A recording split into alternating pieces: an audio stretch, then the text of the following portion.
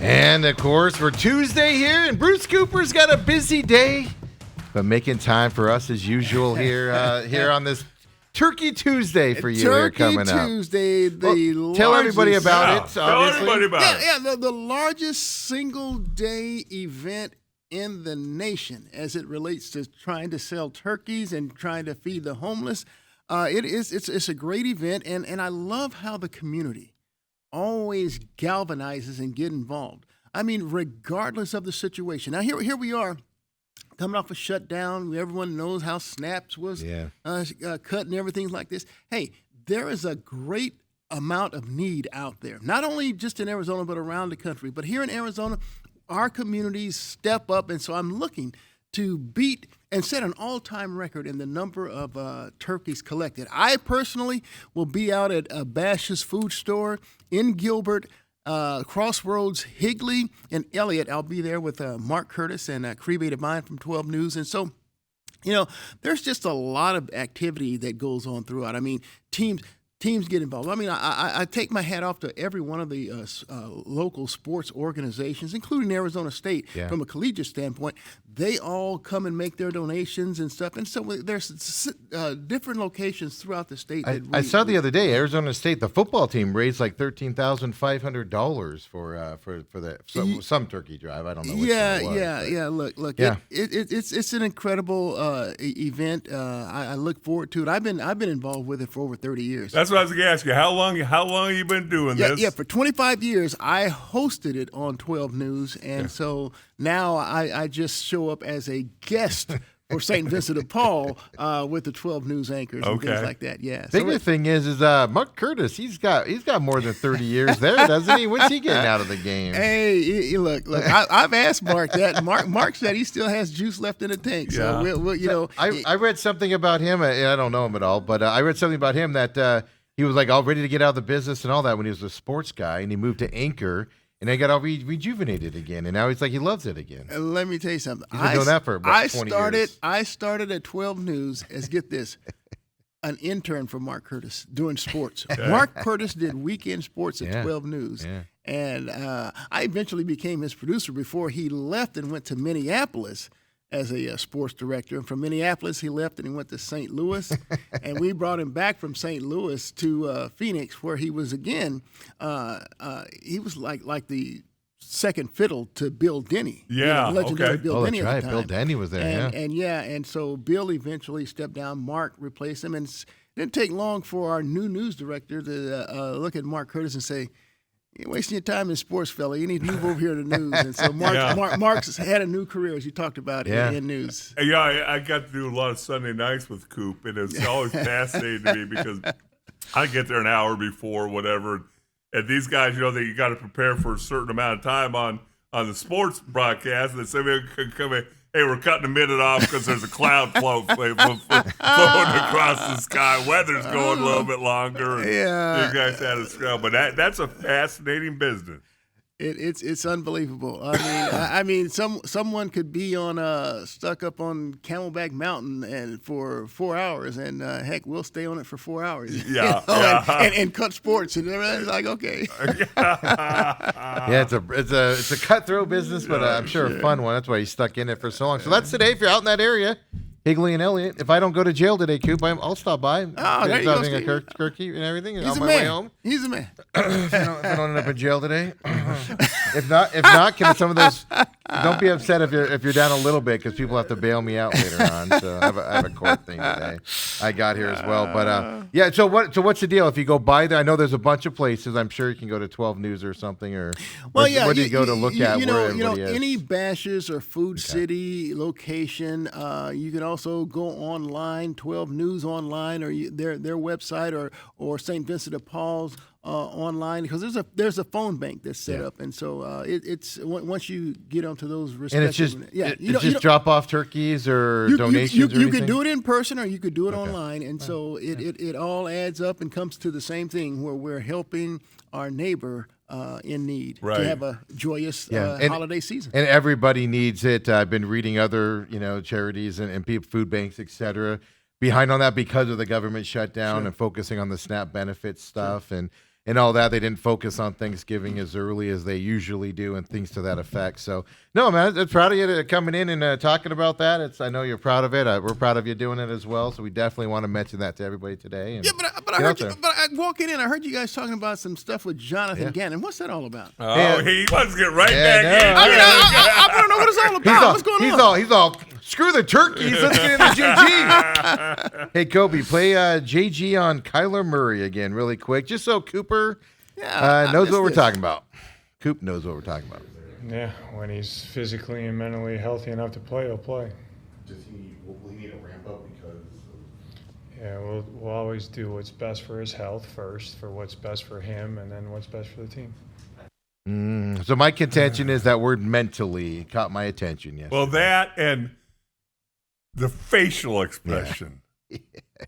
The facial expression, Coop. I mean, I've seen you, and I've seen you when you're mad, and I've seen you when you're happy. That was not a happy conversation. First of all, you get mad. Kobe, play it again, but without sound. Let's test this out here. Play it without sound here, and just watch the expression here on his face. And I've seen a lot of Jonathan Gannon press conferences where he's very stoic. Looks like he doesn't want to have that conversation. Looks like he's got indigestion. Right, well, you know what, guys? Just playing that and without sound and just looking to him. You know what it reminded me of? I was watching the game Sunday, and I couldn't help but think of this guy because there were those obligatory shots with Gannon with his arms crossed and emotionless. You know, Yeah. I almost texted you at one point. Actually, because I was at the game, and I almost texted you and said, not only is he I've labeled him the statue. That's what I'm calling him now, the statue. But not only that, but the defensive coordinator, offensive coordinator are on the side where the ball is. He's on the other side of the sideline standing there like a statue. He's not even like close to him. You know, he's not. Liam Cohen, I watched run up and down the sideline, talking to officials, talking to his coordinators, talking to players. And Jonathan Gannon just.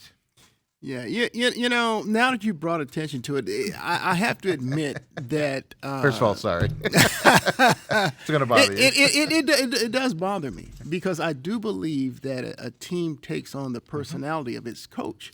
And when I again, thanks to you, you made the difference between Dillingham and Gannon. Yeah. So I'm watching Dillingham. I mean, Saturday night in Colorado. I mean, he's about to, he's running up and down the sideline. I mean, he's if he doesn't agree with a call from an official, he lets them know and rips his headset off and chews them out. And he's in the faces of his players. You know, whether it's a good play or a bad play. I mean, he's just energized. That's the personality that ASU has adopted from him. Now, but here's one thing I can say about it, Coop, because it's always interesting. Like, knowing Troy for so long, his agent, Lee Steinberg, told him, when you get up in front of the press corps, just be stoic. Don't say anything controversial. Don't laugh. Don't smile. Just answer the questions and get out of there. And for a lot of years, a lot of people thought that was Troy. But it really wasn't. So my question to you is, you've got Jonathan Gannon now on the sidelines, and now you're paying attention to him. Maybe somebody said, hey, you know, your team's going to emulate you. You don't need to be frenetic, and you don't need to be, throwing stuff and all that. Because then you see Bobby Hurley on the other side. Well, no. I'll put it to you like this. When Pete Carroll was at USC, wildly successful. Went to the NFL with the Seahawks, wildly successful. How many times did you see this man, leave the sideline, come greet his players on the field for high fives? Jump into them. Do the chest jump thing. Right. I think there's a difference between that and then the over-the-top stuff with the Mike Stoops and the Bobby Hurleys. Right. There's a fine line is what I say. Yeah, I would like to see Jonathan Gannon show a little more. The only emotion I've really seen him showcase on a sideline was when he got in the face of Amari DiMercato when he let the football go. And that's the problem. That's the only emotion we've seen from him. Right. And a press conference to me is different than the sideline. I understand a coach going and being, not emotional in a press conference. I can understand that. It's the sideline thing that bothers me more than the press conference. Yeah, I thought about it too, and I said it on the way out. I said I remember Tom Landry, the hat, being so stoic and emotionless for the Dallas Cowboys, but at least he had Hall of Fame players that helped win Super Bowls for him, and so it's acceptable. But I think in today's day and age of any athletics or any major sport, I think that there has to be a level of some type of emotion. I look at Jordan Ott, who doesn't look like he's that an excitable kind of guy, but he'll get up and he'll tell you that he didn't like that. I'm challenging this call. I mean, he, Right. at least he has a player, an Energizer Bunny, a guy who's helped change that culture like none other, in Dylan Brooks that brings that emotion. I don't know if I see anybody necessarily like that on the Cardinals outside of maybe a Budda Baker, but that's on the defensive side of the ball. Even Calais Campbell. Yeah. Again, we're on the defensive side of the ball, and the Cardinals' problems lie on the offensive side of the ball. And I think their biggest problem is, and I can point you a prime example of what I'm talking about. I said it last week. I mean, Monty Austinford, he's had 3 drafts with the Arizona Cardinals. Not a single Pro Bowler. His best draft pick has been, an offensive lineman. Who's struggling this year, by the way. Well, yeah, he Paris is. Johnson. Yeah, and so they are devoid of skilled players that lack what I call, and what you played with, playmakers, game changers. Guys with speed that Jimmy Johnson was so high on. And look, there are 2 games that went into overtime on Sunday. Cardinals game here and the Lions game in Detroit. And on the first play of overtime, and this is where I'm going, Lions have this game changer, this playmaker. They handed the ball to Jahmyr Gibbs. They have 2 of them, but they but one, yeah. They handed the ball to Jahmyr Gibbs. He had just a seam that he burst through. I guarantee you, and he took it to the house, 69 yards, touchdown. Lions win in overtime. If that's a Cardinals running back, same hole, it's like a 15-yard gain and they're down. I don't even know if it's a 15-yard gain. Huh? I don't even know if it's a 15-yard gain. But that's the difference. I mean, the Cardinals are devoid of those types of players, and that's been my biggest argument with the Cardinals. And I don't think that necessarily Kyler Murray is their problem, because what I'm watching with Jacoby Brissett. And I can already see the game plan on him. But I've never really paid that much attention to him before his previous 6 stops. Right. But here's the deal. Jacoby Brissett was lauded for his ability to stand tall in the pocket, hit the receiver downfield at the top of his break. That's something Kyler Murray wasn't doing. Kyler was escaping out. That was the narrative. That's what all the media talked about. Well, Seattle Seahawks said, okay, we're gonna make him either get rid of the ball early or he's going down. 2 strip sack fumbles for touchdowns later. That was it. What did we see Sunday afternoon? What did they do to Jacoby Brissett? Again, that's the narrative. You bring the pressure. Jacksonville brought pressure. Jacksonville brought it off the corner, and they couldn't stop it. But it does that. But that, I'm just telling you, that is the new playbook that they're going to get. Until the Cardinals show that they can handle that, that's going to continue. Here's my point. We saw an open guy come off the edge for Jacksonville all day long and get to Brissett. They never tried to chip. They never tried to stop the guy. They never did anything. Well, they never changed their play calling to adjust it on that side. And then when Will Hernandez went out, that offensive line went porous. Yeah, well, they couldn't stop a brick wall rolling through. Well, here's the deal. This is what Jacoby Brissett's going to have to do, and the Cardinals are going to have to do. Anytime they're bringing a blitz, you have to get rid of the ball early. Yeah, you they just do. Coop, you have to have hot. Here's what's concerning right. to me. Hot routes have to be built into your offense. And what I'm seeing a little bit is there's guys come every once in a while. There's going to be a guy coming free. You got to know he's free as a quarterback. The receiver needs to know he's free. And now you just throw into the blitz or slant route or choice route, whatever that is. Ball's got to come out. But if you're still running your route, it doesn't make any sense. Yeah, let me ask you guys this. All right, so It's 4th and 4 in overtime, and the Cardinals see that Jacksonville is they're playing the receivers man to man because they're playing zero coverage because they're going to bring the house. Yeah. So It wasn't the 42 safety was back, but he was up to play the short one, and then he was able to get back there. But it wasn't covered. It wasn't technically covered. But it doesn't matter. My whole point is that's why I'm getting ready to ask you. Look, Xavier Weaver, and he's a guy that brings speed. He's their fastest receiver. But he's got 6 catches in his career. Whatever it is. Now you're going to where I'm playing. If it's because I remember being up in Cardinals training camp in Flagstaff. Anquan Bolden, Larry Fitzgerald, I had them together. I was doing a feature on them. I said, game on the line, 4th down and game. Who should the ball go to? Anquan Bolden jumped all over that, over-talked Larry Fitzgerald. It's me. So that's my whole point. If it's 4th and the game, you have to go to a trusted player.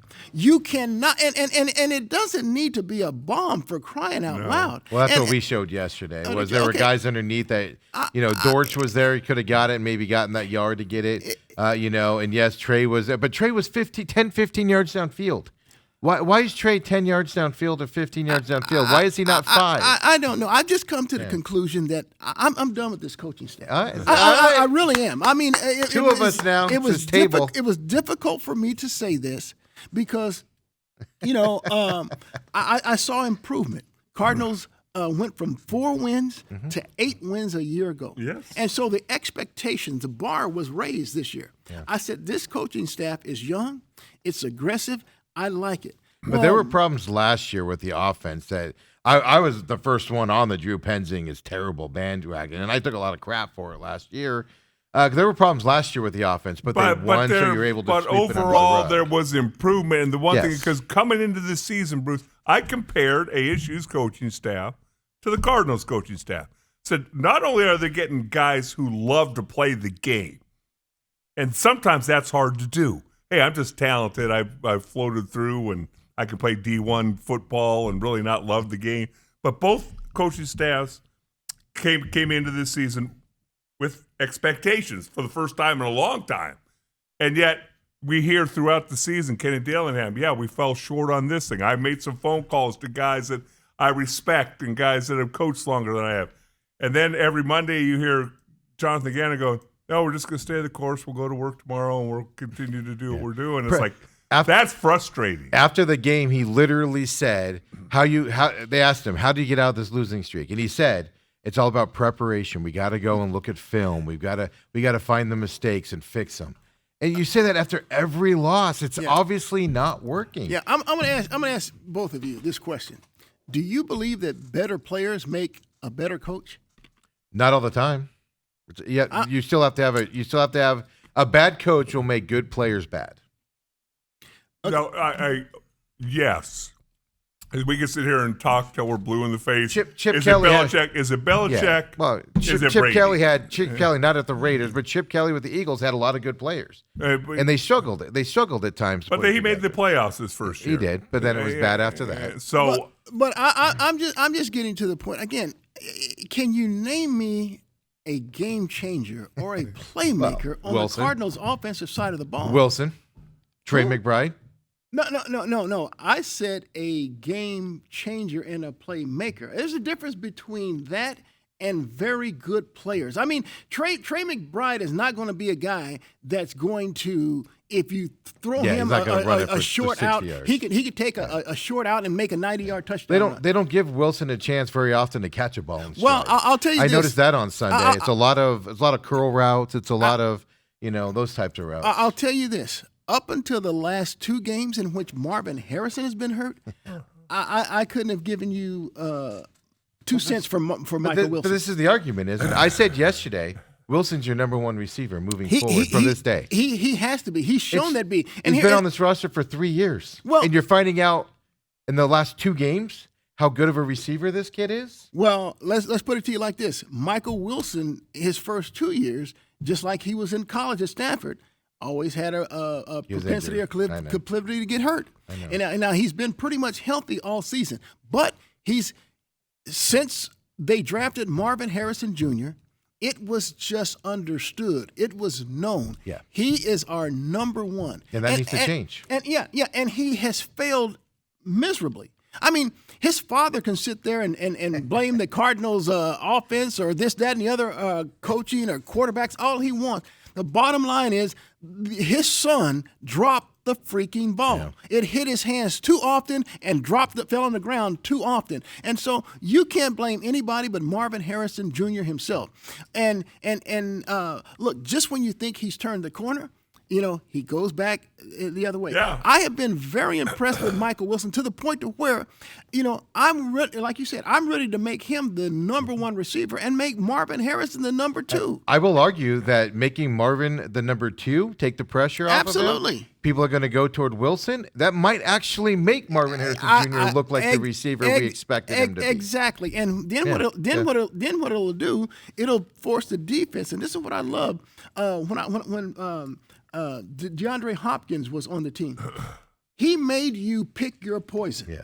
So if you're trying to draw attention to Wilson or to Harrison, there's Trey McBride. I mean, the Cardinals become more volatile, more explosive, more of a touchdown scoring team.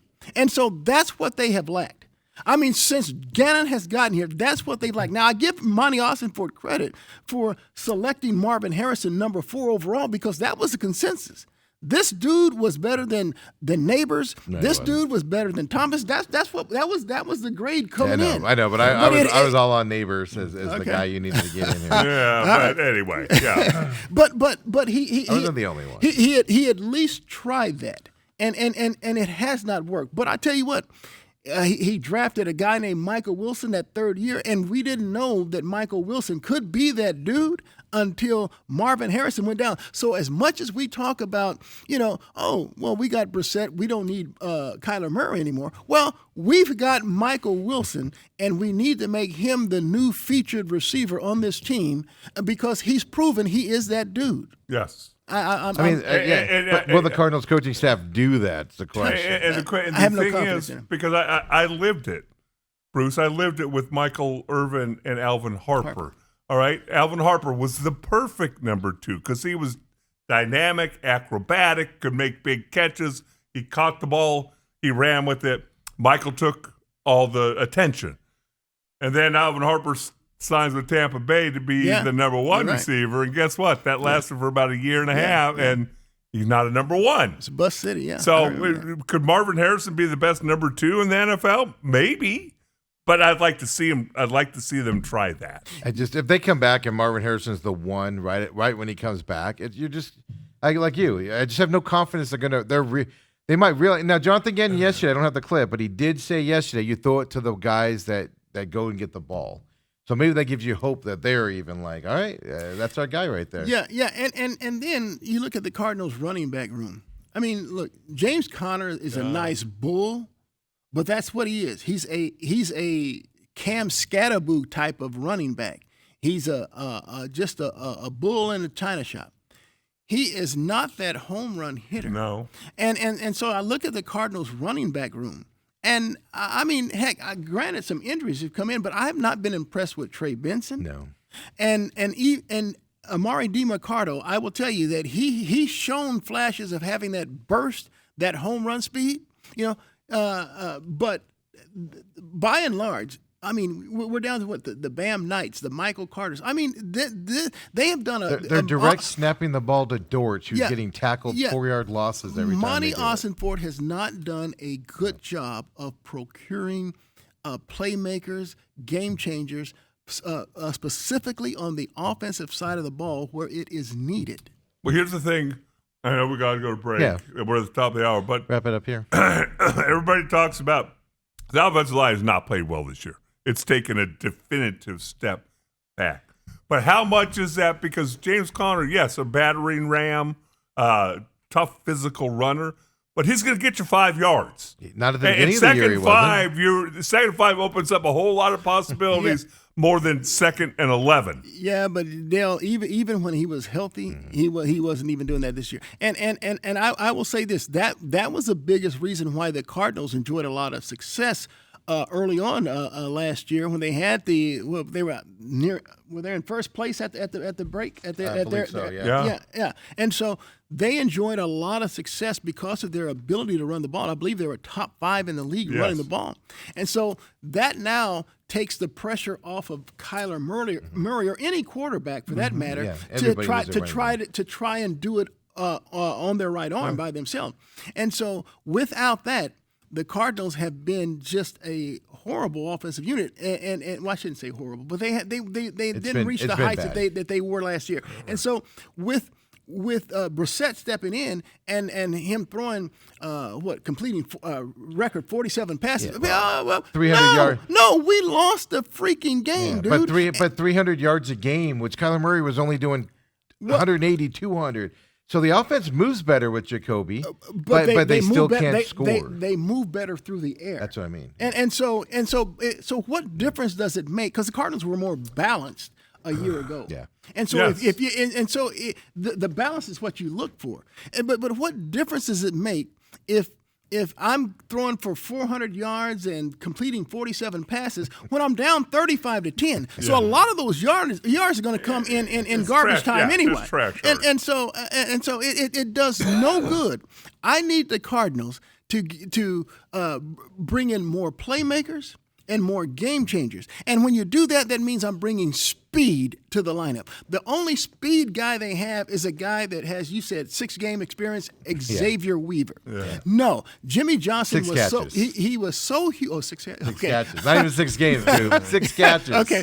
Jimmy Johnson, I go back, I keep harking back to him because I love his element of, I like speed, and speed killed during his reign and the Dallas Cowboys reign, and it still does today. Yeah. I watched Jahmyr Gibbs. I mean, brother took it to the house. Yeah. I need some house calls for the Arizona Cardinals. I need some house call playmakers. So look at this. Fired up Bruce Cooper on this Tuesday. He's got to get all this anger out before he goes and has to be jovial out there. He's going to be yelling at people all day. I want to know if he's going to go along with my hey, let's trade Booker thing. We'll get to that as well. But Jonathan Gannon was asked about changes. We'll wrap up with the Cardinals and the Jonathan Gannon stuff here when we come back. ASU talk. Suns as well. Wildcats! ASU, U of A, obviously. A lot to squeeze in here in the next hour, so come on back. It's the main event with Tuesdays with Bruce Cooper.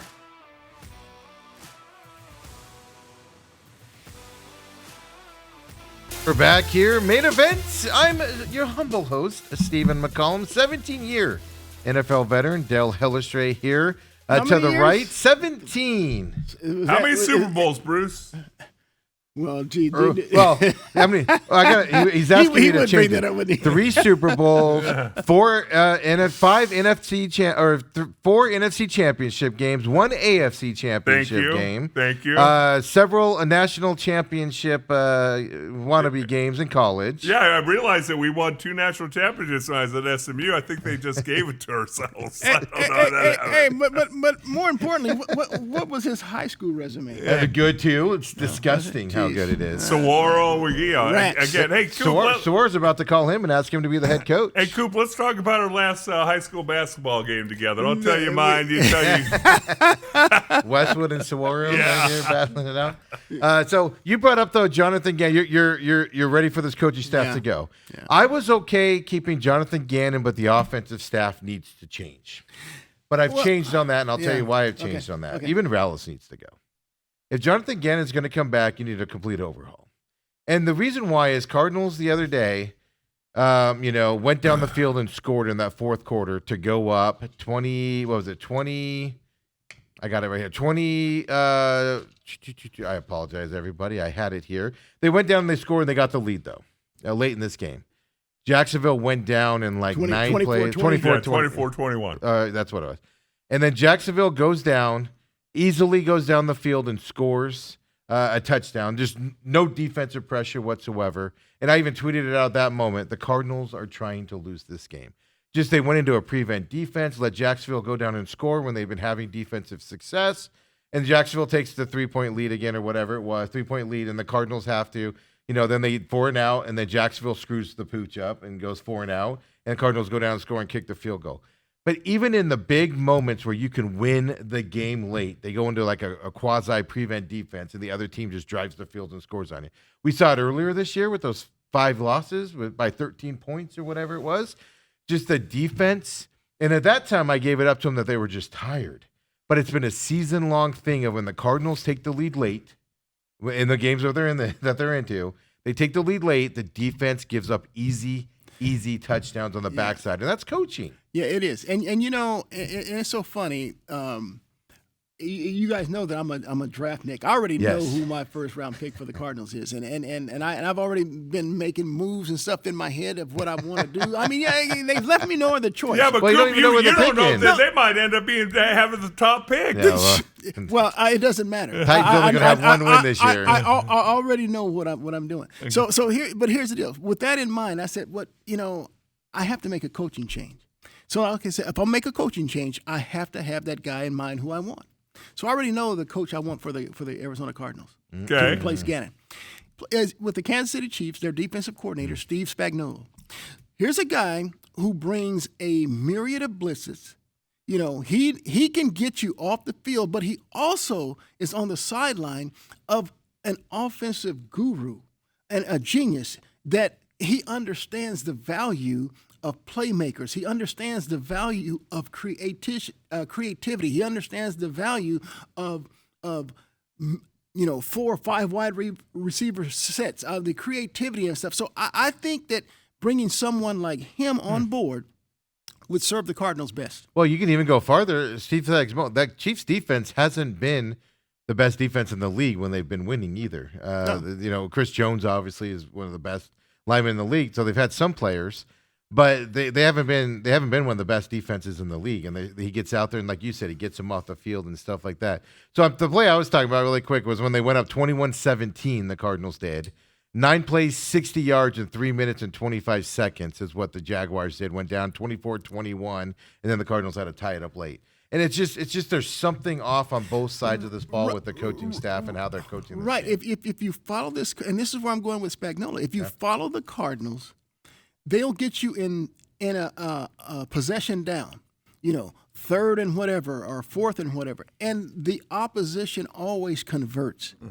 They never get you off the field. And I've noticed during the Kansas City Chiefs and their Super Bowl runs, multiple. that Spagnuolo, when he dials up the right defense, the right blitz, the right call that gets his team off the field, get Mahomes and the offense back on the field. I mean, I need that dude. Well, and Coop, he's been a head coach before. I was going to say, where is he a head coach at? Giants, and he got fired. But a lot of times, that's your first head coaching job. Say Bill Parcells? Yeah, first head coaching job. You learn from that. Hey, I get another chance. I'm going to do this a little bit different. I'm going to do that a little bit different. And I like that about a guy who's probably going to learn from his first experience. Sure. I didn't realize he won that Super Bowl with the Giants back in the day, too. So he's the only coordinator in NFL history, offense or defense, to win a Super Bowl with 2 different franchises. In everything as well, so he's got a long history as well at that spot. And to Dale's point, I mean the greatest benefactor of getting a second chance at as a head coach is Bill Parcells. I mean he fired. I think he was fired with the Jets and the Browns before he landed at New England. Well, how about Bill Belichick? Well, that's what I meant. I'm trying to say Bill Belichick. I said Parcells. Parcells had pretty good at the Giants. No. I'm sorry. It's Bill Belichick. The guy we mentioned earlier, Pete Carroll. Failed in New England before he, figured it out. Stuff like that. Yeah, no, I just looked it up because I couldn't. It was the Rams that Spagnuolo was the head coach. Was he really? Gosh, 2009 to 2011. Okay, is where he was. So I agree with you. He was interim head coach on the Giants in 2017 before he went to the Chiefs. But that's an interesting choice. I haven't even thought about a replacement yet because I believe unless the Cardinals keep losing, Jonathan Gannon is safe. No, tell me where their win is. Maybe Atlanta at the end of the year. Did you see the Rams play the other day? Man, you know what drives me crazy is as I watch a game like last night. Brock Purdy throws interceptions on 3 consecutive possessions. Yep. The Cardinals the day before get 4. Yeah.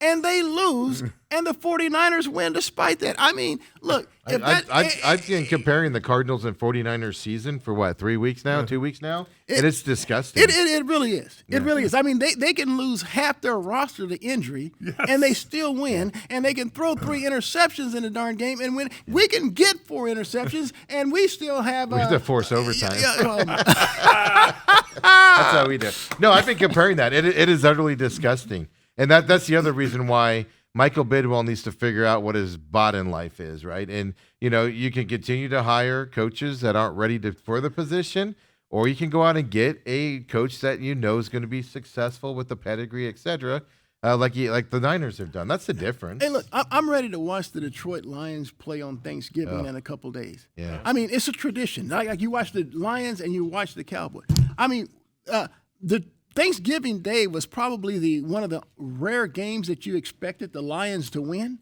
I mean, they've been a morbid, pathetic franchise for years. They're one of only, maybe 3 franchises who've never been to a Super Bowl. Yeah. They've been that pathetic. But let me tell you what they've done recently.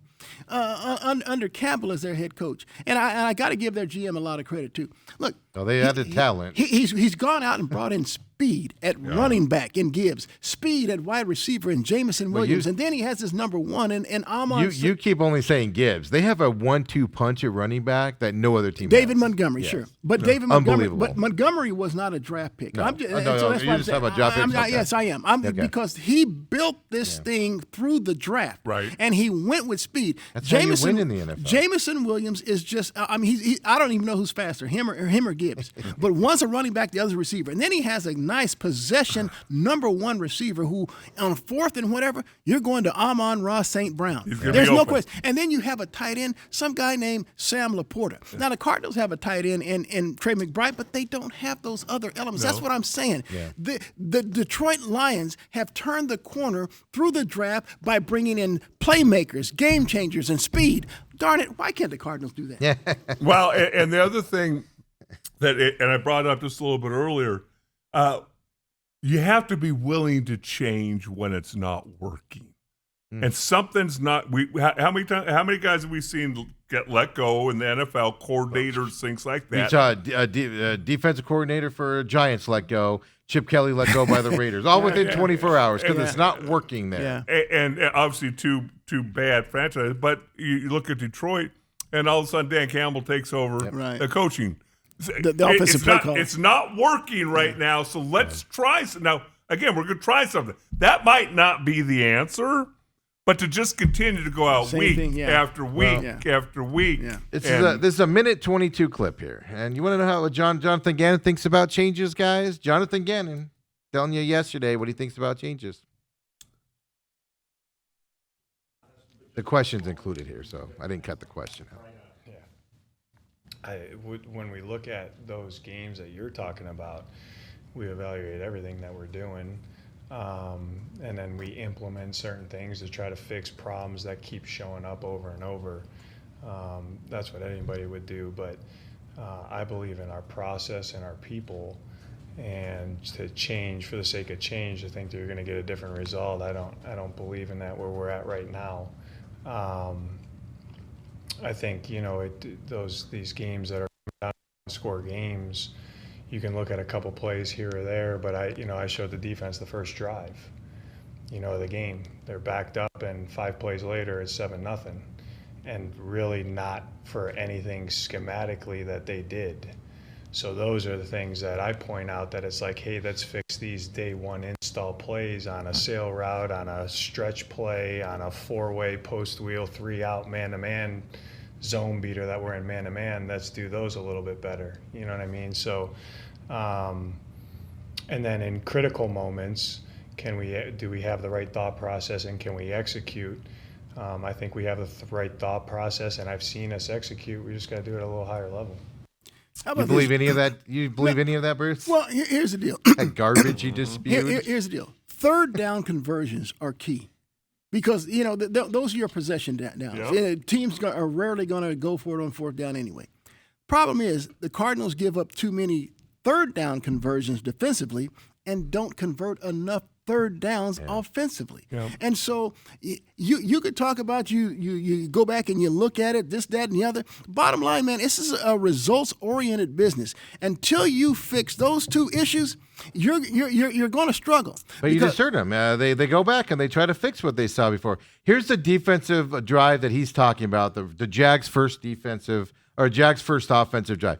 Keep in mind, they studied film all week, guys, right, Dale, right? You study film all week on your opponent, and you put together, here's what we're going to try to stop on their first drive. You work on it all week in practice, do you not? Here's what we're going to focus on. Here's what we're going to focus on. Okay, 2-yard run for the Jags at that point. 30-yard pass, 5-yard penalty, 40-yard run, touchdown, 15-yard touchdown pass. Jeez. You didn't even put an effort out on defense. You literally let them just drive the field. You worked your butt off. You did exactly what he says in that clip. Well, we're going to go back and study tape. We're going to fix the stuff that went wrong. I told the guys we can't do this to the beginning. How many times have we seen the opponent drive down the field on the first drive and not have a defense out there? And you just saw it again. And nothing's getting fixed. He keeps saying we're putting this in to change it. What's being fixed? We're seeing the same thing every week, Dale. You know, you bring it up, the third down situation, Coop. And Troy and I have always went around and around. Well, what led to the downfall of the Cowboys? Free agency obviously took some good players and coaches away from our team. But he still maintains to this day that was when Jay Novacek had to retire because he got hurt. And how many times over a 6-year period on 3rd and 4, on 3rd and 3, on 3rd and 6, did they run a little choice route? And Jay Novacek was uncoverable. Yeah. He'd gain 7 yards. Yeah. And the drive would stay alive. Another 3 downs, another 3 downs. You have a guy that can do it. They're just you've got not a guy able here to do it. It's a bigger, stronger version of a Jay Novacek. Yeah, but but also mention some of the other playmakers that defenses had to pick their poison. Right. And that's what I'm talking about. The Cardinals are devoid of they don't look, I can bracket McBride if I want to. Because I'm not going to worry about the other until you get and even finding a back out of the backfield, because the Cardinals had a chance to get Bijan Robinson. Dortch out of the backfield. Well, they had a chance. That. Yeah, they had a chance to get Bijan Robinson, but they chose to trade down, and then they eventually trade back up and take Paris Johnson. But my point is, here's a guy with the Atlanta Falcons. He's responsible for like over 50% of their offense, because not only is he an accomplished game-changing running back, he catches the ball like a receiver out of the backfield. And so that's what you're seeing a little bit with Jahmyr Gibbs, though Gibbs' hands aren't better than Robinson. But when you have a chance to take someone, and that's why, and I'll tell you right now, that's why I'm huge on the Cardinals' first-round pick being Jeremiah Love of the Notre Dame Fighting Irish. I mean, he has that game-breaking speed, but he also has those wide receiver hands. You have to start somewhere in terms of bringing speed and playmakers on this team, and that's the guy. That's the guy I'm earmarking. But Coop, you don't take running backs in the top 10, do you? You know what? I sure Coop, do. You don't. I sure. Look. Let's put it to you like this. There is some guy named Emmitt Smith, a Hall of Famer, that I believe went 17 or 18 to the Dallas Cowboys. Yes. And people today, there are so many people today say, you don't take a running back in the first round. Right. Oh, really? I think I think that narrative's changing a little bit with some of these young guys coming out because of what they can do passing the ball. It needs to stuff change, like that, and that's the guy. I'm gonna tell everybody that's the guy I have for the Arizona Cardinals is Jeremiah Love. I mean, he's a speedster who, like Gibbs, you give him a crease, he can take it to the house. So you'd like to see Steve Spagnuolo and Love here with the Cardinals next year? Absolutely. Okay. With the new coaching staff, obviously, all new coaching staff. By the way, Cardinals were 5 for 16 on third down on Sunday. Well, again, and then you go to the fourth down. 4th and 4. 1 and 3 and fourth down. Yeah, 4th and 4. Just get the dang first down, man. I mean, for crying out loud. Sunday after the game, he said he loved the play call. Go win the game. And I contend get the first down because it's a makeable 4. You have 4 minutes left on the clock. You have 4 new downs to go down and score and win the game. So what's he trying to say? If I pick up the 4 yards, then I'm not trying to win the game? That's what I think he was saying. Stop it. No, he's defending his stupid play caller, Bruce, is what he's doing. Well, let's talk about Jonathan Gannon on the final play on Monday. Let's see if he's changed his tune at all. He probably blamed himself. What did he say? I could have put a touch less air and probably we could have shaved it a little thinner, I think, because the second guy in was in a double on the other side of the field. But I love the decision. I thought, the 2 coverages that we're expecting, we knew that was going to be a one-on-one to, in my mind, win the game. And then the pressures answers that you had, if they decided to pressure us, you had one answer on the page, the mic, and the other answer on the page 85. So I felt really good about that play and what we were doing there. He's not going to change the narrative. He loves that play, and it's garbage play, and everybody thinks it is, except for Jonathan Gannon and Drew Penzing. Look. Again, you can having a running back isolated on a linebacker, most that can catch the ball. I mean, like the Christian McCaffreys of the world. So it's a nightmare matchup. It's a mismatch. Yeah. Dortch was running a slant, and because I was watching Dortch actually, he was running a slant and he was open. Now he was short of the first down. He would have had to catch it and get ahead of it with the guy coming towards him. But that's a better chance than what they threw. You took the words right out of my mouth. That's exactly what I would have done. If Dortch would have been short, hey, you threw it to the right guy. Because nobody was going to go, well, you missed Xavier Weaver deep. Yeah, you're right. Why did you throw to the Dortch for? You missed Xavier Weaver 40 yards down the field. Nobody would say that. No, yeah. If Dortch doesn't pick it up, it drives me nuts, right? Yeah. So let's get off of that bad subject here and move on here. Let's go to I know we're talking ASU U of A, but I just want to get one more shot and trade Booker. Trade. Well, let's do it. Let's go. Suns lost last night to Houston. Grayson Allen's still out. We have some injuries creeping in here.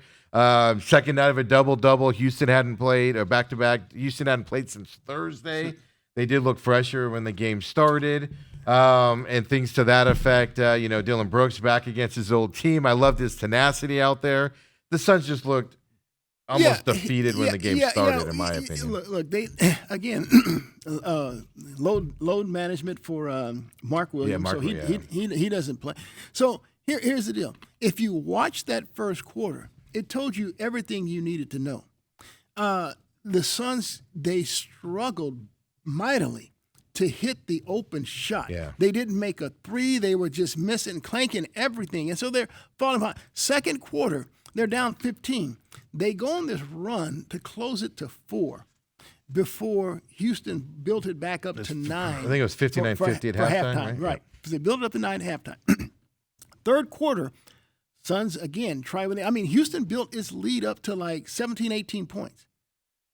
Dylan Brooks then came in. He just took over. I think Brooks went on like a personal, like a 8-10-0 run himself. Yeah. He had 3 or 4 shots in a row. Yeah. They got it back down to 4. But did you see what the Rockets did when Dylan Brooks started hitting well? Adams, started taking, flopping shots and stuff like that with him to kind of get him off his game. I found that fascinating by Ime Udoka doing that stuff.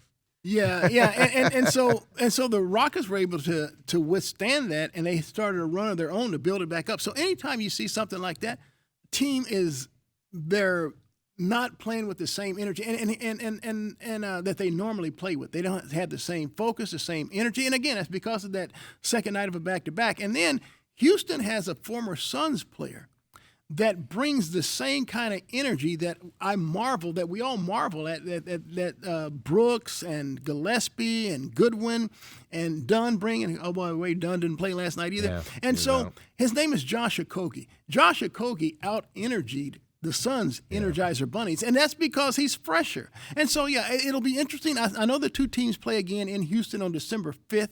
I expect that game to be a highly different game. It will be. Yeah. No, the interesting thing that I get is because the Suns have this dilemma coming up as well. They have another back-to-back where they've got 2 tall teams. I'm forgetting the one, but one's Oklahoma City. Oklahoma City and Denver. Yeah, that's right. And so which one do you play Mark Williams in on that one, right? It's the same situation they had in this. Which one do we play him in? Which one do we sit him in? And Jonathan and Jordan Ott last night after the game said, "Look, we need all three of our bigs to play." He just flat out said it. So for us to have a chance against these big teams, we need Oso. We need Mark out there, and of course, I'm not forgetting the other guy right now, Nick Richards. Nick Richards. We need all three of those guys to play to compete with these guys that have 2-3 big guys out there. Houston has the tallest lineup in the league, even without Kevin Durant out there. Yeah. And the Suns just don't have that same size, and that's what they'll struggle. And I don't know if there's a plan to get Williams to eventually play back-to-backs or if it's just to keep him out there. But, I mean, they have another dilemma coming up. But I agree with you. Last night was just – I'm going to call it one of those throwaway games. Now, they didn't go out there to try to lose it, but they also were like, this is our second ever back-to-back. They haven't played since Thursday. We'll go give it our best shot, and we'll go home. Yeah, well, with an 82-game schedule, teams usually try to break it into 4 quarters. And so you use 20 games, even though there's 2 games left over. So regardless of what takes place in the next 2 games, because the Suns are 11 and 7? Yep. So After that's last night. 18 games. So 2 more games. So that means the worst they can be is 11 and 9. So they've won the first quarter. Yeah. All right. And so with that, blew everybody's expectation sure, low out of the water. there's no question. Yeah. And this December schedule is really loaded with a lot of good teams. The Suns played Oklahoma City twice. They play Houston twice, maybe even 3 times.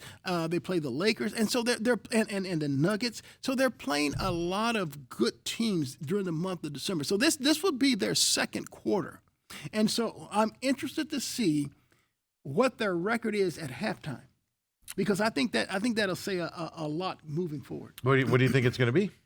Out of curiosity. Look, I think the Suns are going to continue to surprise because of the way they play defensively.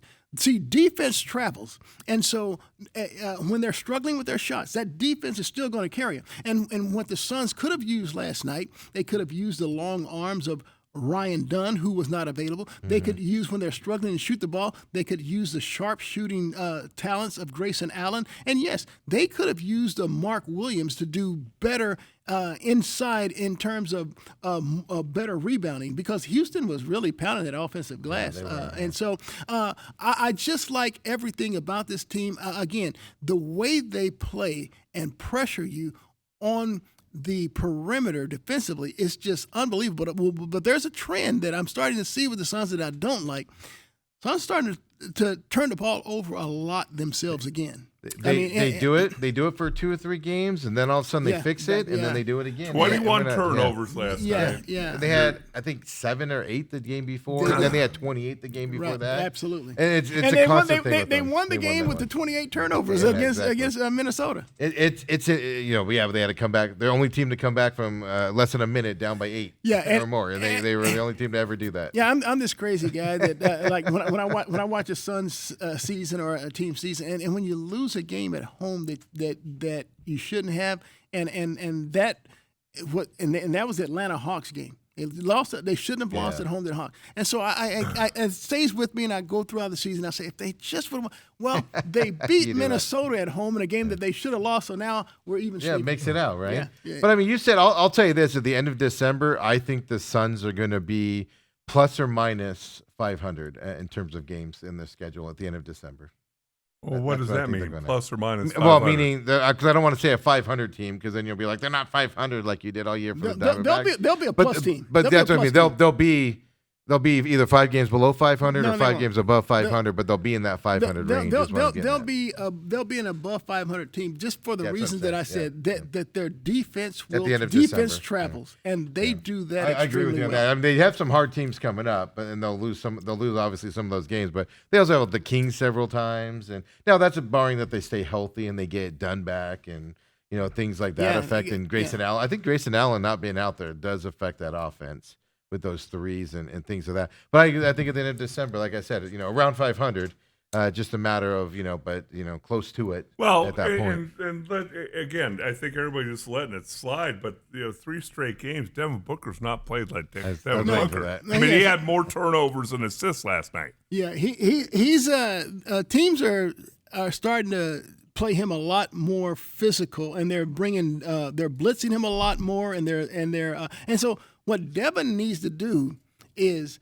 instead of trying to dribble the ball, because that's when the ball gets knocked away from him, or he tries to pass on the move, and that's something that I noticed that Nick Richards would get a rebound, and now he could dribble up the court. Now instead of if you don't have anyone to throw to, you don't need to throw on the move. You don't need to throw on the move. Just stop and pick the ball up, pick your dribble up, and then find someone else. And so they're making ill-advised passes. And so I think those are correctable things. Teach the big guy, no, Nick Richards, okay, just like Oso could bring the ball up, if you don't need to pass on the move. And because that's leading to turnovers. People are reading your eyes, are reading your lane. You're telegraphing that pass, and it's getting intercepted. Dude, just stop. Pick up the ball. And now, I think that's the byproduct of them trying to rush, trying to be physical, trying to be fast, and that's just something they got to learn. Well, and I think also Devin Booker, he needs to learn to be a little bit more like Steph Curry, in my mind, to move without the ball. Yeah. Because you're right, when he has the ball and he starts to go into dribble, number one, it stalemates the offense. Everybody's standing around watching him dribble, and then he's going to take a shot when the clock's running down. Versus Steph Curry, I mean, how frustrating would it be to have to cover him? He's running everywhere. through screens. He's running around, and then he's getting an open jump shot. So I'm joking about trading. I know you. Devin Booker, but I laugh. We're holding him to it. But he's got to play better. Well, I mean, 17 points in the fourth quarter for the Suns last night is never good. Yeah, Devin will go through those stretches. Once he starts getting, and this is going to help him out a great deal. He gets a guy like Jalen Green back healthy. Mm-hmm. That's going to Jalen can get downhill with the best of them. And so, if you want to double Booker or send blitzes to him, Jalen Green's going to attack the hole. So it's going to make the Suns much better when they're fully healthy. And I'm not really sure when that's going to be. I think Jalen has maybe 2 more weeks before they evaluate him. Keep him out until January. Let that thing heal though, because you worry. I think it's 39%, 30-something percent of players that have a soft tissue injury, meaning a hamstring or groin, something like that, re-injure it, and they re-injure it worse, which he's obviously just done. Yeah. So what's the danger of the third time coming up here as well? So they go, okay, you're able to play now, and then go, okay, we're going to wait a couple more weeks. Do that little deal. Yeah, Suns in the 6th spot right now. Yeah, and the crazy thing about him, if you looked at his resume or history since he's entered the league, he doesn't miss games. Same thing with Corbin Burns, the most guy that always pitches, never misses a game. Corbin Burns, his whole career, comes to Arizona, has to have Tommy John surgery and out for the season. Valley can't have good things, too. It's like something about showing up to the Phoenix air in the good weather, and all of a sudden you can't play anymore from that. Before we go to break here, if you stayed up last night, did you stay up last night? I did. I watched ASU beat Texas. Here's the final shot here. Mo Odom, baby. Got Kobe off guard here. Yeah. Well, I'll tell you what. The clock is off. Sorry, Kobe. Odom for 3. Oh, my God. That's a gorgeous step to the side. The interesting thing about this, that's Sean Miller's coach right there for Texas. Sean Miller. I loved it. Yeah. But the thing that shocks me about that is Mo was the best player for ASU last night on the court. It wasn't even close. 36 points, and I believe he was something like 16 of 18 from the free kept throw him in line. the game. The guy, you knew he was going to shoot that ball, and you don't have a better defense out there for that call after your guy misses the free throw to allow him to go out there and shoot that and win that. That's what struck at me there, with Sean Miller still having those defensive lapses. Even Texas's last play, their last play to win the game, they had called a timeout, come out of timeout. They put the ball in Swain's hand. Yeah. Well, he's trying to dribble, and he slips, loses his balance and the ball. Masamba Jop picks it up, dribbles out the final seconds, and ASU wins the game. I mean, Texas didn't even get off a final shot. They didn't. Yeah, he had Jop. And Jop is he stayed in foul trouble. He's amazing. Yeah. He is a special kid out there as well. He contributed highly in this game. Now, the Maui Invitational isn't what it used to be. No. I know it still gets a lot of hype. It's fun to watch him play in that junior high stadium, with no seats in there and stuff. But it's not what it used to be because like Vegas puts more money into it now. They pay teams more. You don't wow recruits. You used to go to Maui because you wanted to wow you. Hey, I'm going to this team because they go to Maui every year and things like that. It's not like that, but it's still exciting to see. And having said that, Steve, the reason why I'm not getting overly excited about ASU. That's what I was going to ask you because they're being better than what you thought they'd be. Well, no, they really aren't. Okay, they really aren't. This is what happens during the month of November. Into ASU's non-conference schedule or record under Bobby Hurley is great. I mean, they can go like 13-1, but they 11-2. They beat an SEC school that made the opening tournament game with a losing conference record last year. Coop. And so again, the same thing last year with Josan Sannon and Jaden Quaidens. Yeah, Quaidens. They have another phenomenal non-conference record. And then once the conference season starts, something always happens. It's usually an injury. It's usually some kind of injury. Last year it was to Josan Sannon, for he missed like 3 weeks, and he was their best shooter. And then when he comes back, Quaidens is lost for the year. And so you can go back again to Josh Christophers and Bagley's. I mean, it always happens. They play these great non-conference records, and then once conference play happens, something happens. Yeah, but I have a theory on that. Can I have my theory? You're going up against Hall of Fame coaches in the Big 12, especially nowadays with the Big 12. Well, before like it was a last year. Pac-12. It was. But even then, you were going up against some Hall of Fame coaches in the Pac-12. Pac-12. Stop. Steve Lavin? Come on, Dale. No, but they climbed up into the top 5 in the national rankings in a couple of those years in November. Right. Yeah, and I agree with you. I'm not super excited. The Big 12 is going to be a gauntlet. They're going to struggle with it.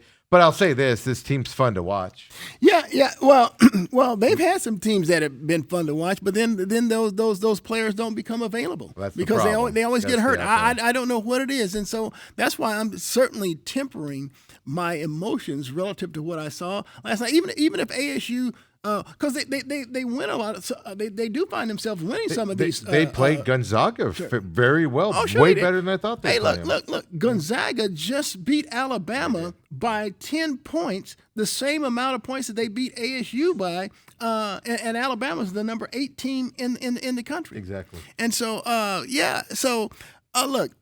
It's non-conference. ASU's going to play well. It's non-conference as it's Maui. You don't know how much Sean Miller's out there, on the beaches or whatever, doing whatever Sean Miller does. Well, look. I guarantee you, not only are ASU fans reveling in beating Sean Miller, but so are U of A fans. They were reveling in ASU beating. I saw a lot of, because U of A's game got done earlier, started like an hour and a half before. I saw a lot of U of A fans watching that game and just celebrating ASU beating Sean Miller at that point. Let's take our break here. Come on back, and then let's get into it. College football. These two have a bet. We do. Let's see. It's going to come down to this weekend. Say it out loud, Bruce. Well, are we counting a bowl game in the record, or is this just regular season? By the way, we never clarified. We never did clarify that. I think you just do it. It all comes down to this week. It comes down to the cup. All right, come on back, folks. The main event with Bruce Cooper.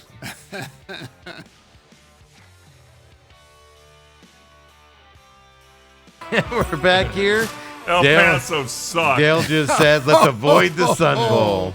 Because I was just pointing out, the winner of this game, you're like, oh, you're going to go to a good bowl because there's Pac-12 affiliations. This is the last year of it.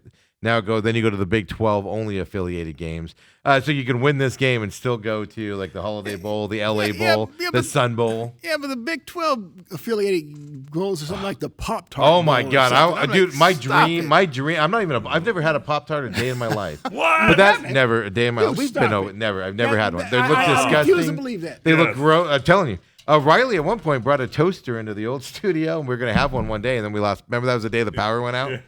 So we couldn't do it. Dude, I've never had a problem. They look gross. They look disgusting. I want nothing to do with it. They're I don't. delicious. I don't like that. Never had one. But you know what? I want to go to the Pop-Tart Bowl. It's the best bowl out there with those stupid mascots running around and something. They cook one of them at the end, and the players are like licking it. It's the most amazing bowl game on the planet. And my dream is that ASU goes to that bowl game. Well, so you I look can at go the to it. projections, guys, and it doesn't talk about a win or a loss, but basically U of A and ASU are either going to go the LA Bowl. Is that the Jimmy Kimmel thing? Yeah, it used to be. I don't think it is anymore. The Holiday Bowl, which But it's Snapdragon Stadium. I don't really care. It's a soccer stadium. Yeah, It's a dinky soccer stadium. Or the Sun Bowl. Yeah. And those are the three, no matter if you win or lose.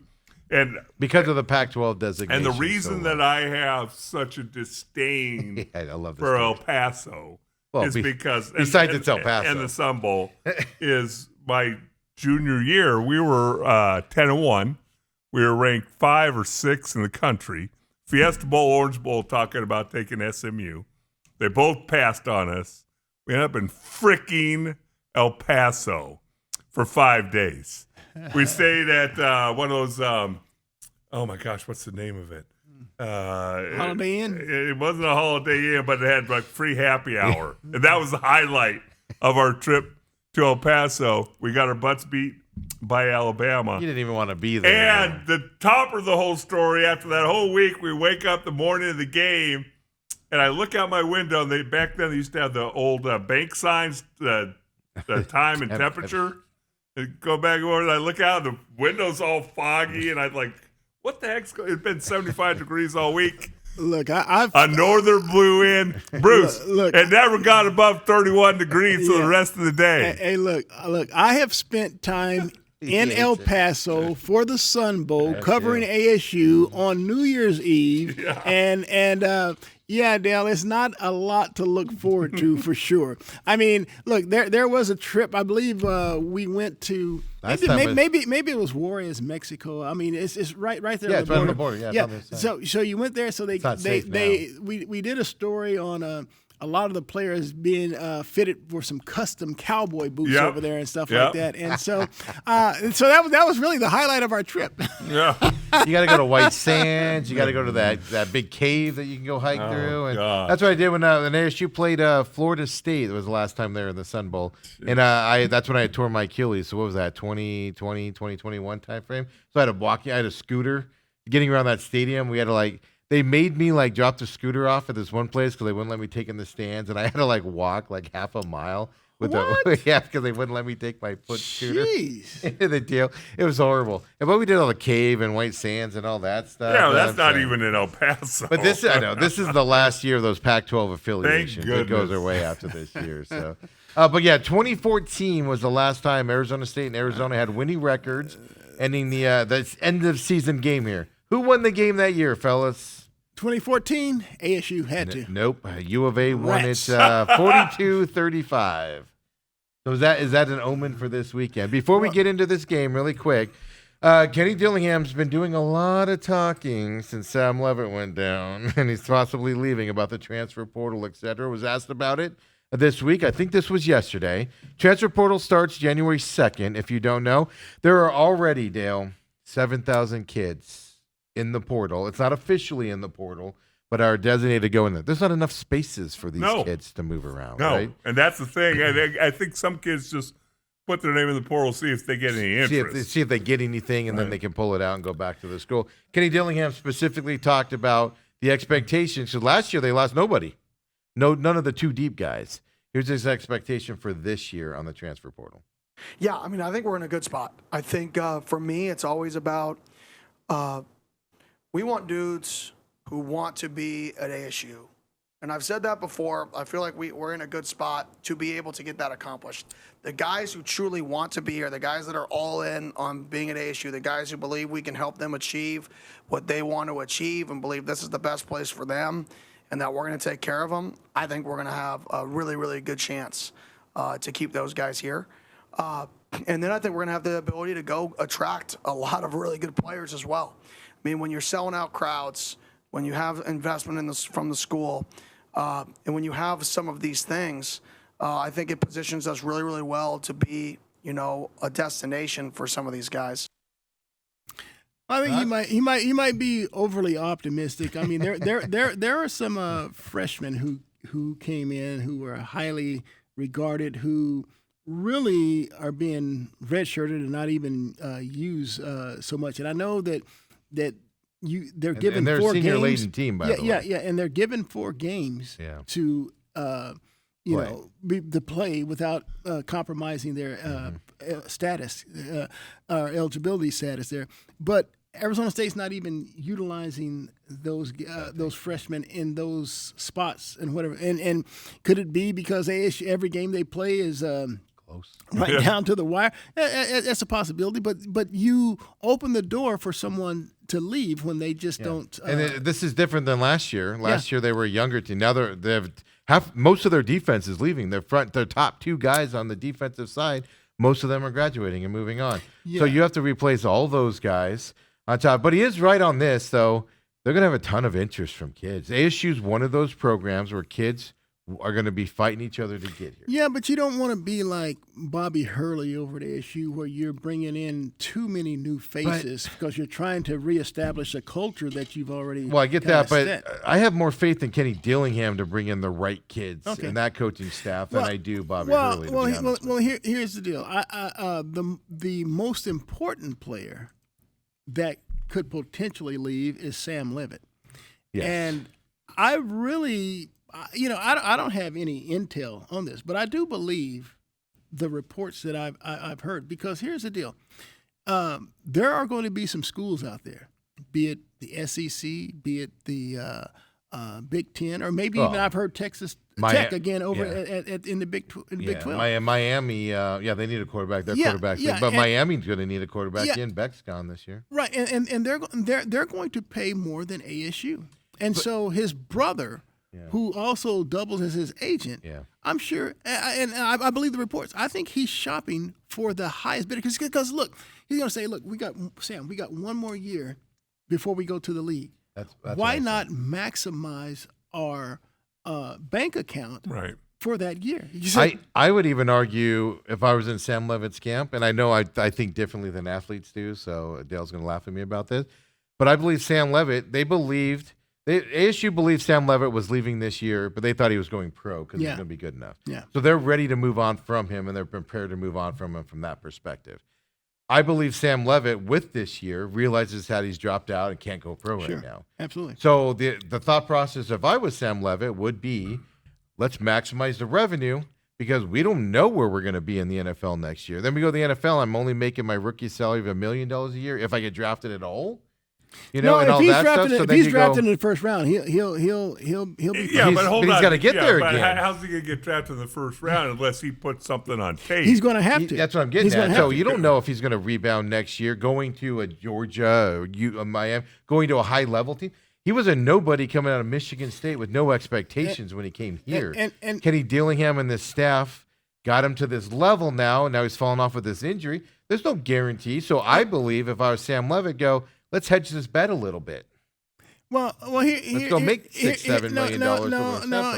Here's where I believe that they're going, and again, just my best guesstimate, just based on what I've read and heard about him moving on, and you don't know, even if you return to ASU, you don't know where you're going to be drafted. Right. So if we don't know where we're going to be drafted at ASU, or if we go to Miami, we still don't know. Florida State. But Miami and Florida State, they're going to pay us $7 million versus $3 million here at ASU. Okay.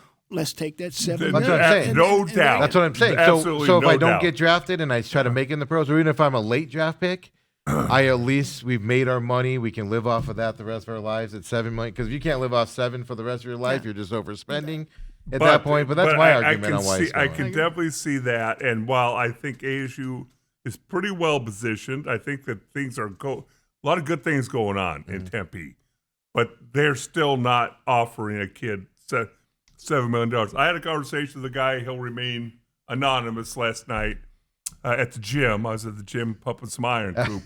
And the old gym sources that Dale has here. And he has a son who plays college football for a Big 12 team. He's kind of dinged up right now, has been dinged up, but he's already got an offer to make $500,000 next year. It'll be his 6th year, so thankfully that whole COVID nonsense is over with. I think this is the final year that any of those people that season didn't count and all that. But it's going to change with the. But we're talking an offensive lineman being offered $500,000 to play college football. Oh, Coop. I was born 35 years too early. Does this kid go to TCU? Is the big question here, Coop. Is Dale working out with a TCU person? Is what I got to ask Coop. In all seriousness, no, I mean it's crazy what's going on. But I also, me and Dale talked about this. I think there is a possibility that ASU's also looking at Sam Leavitt like, hey, we're not going to pay you more. You're welcome to come back. We'd love to have you here.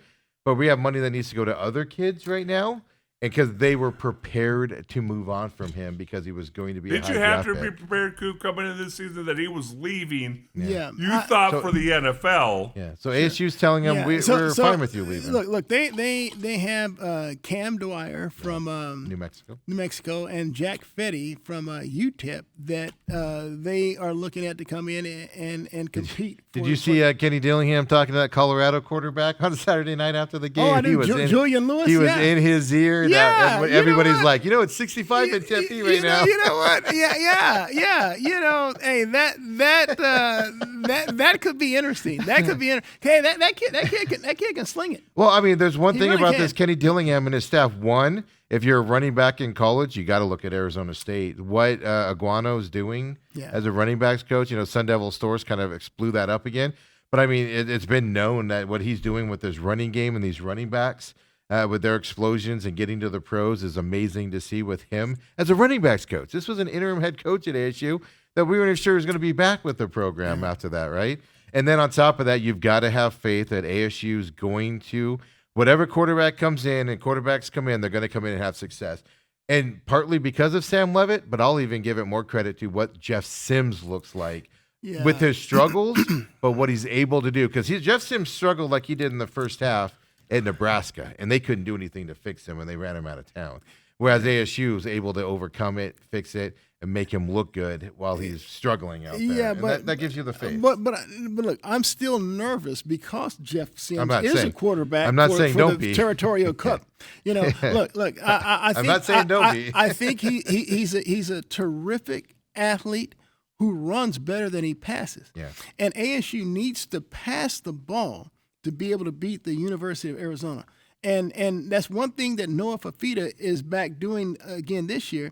I mean, he's throwing the ball around to a myriad of receivers, and so so when he's so prolific throwing the ball again that it doesn't matter who U of A puts in the backfield running.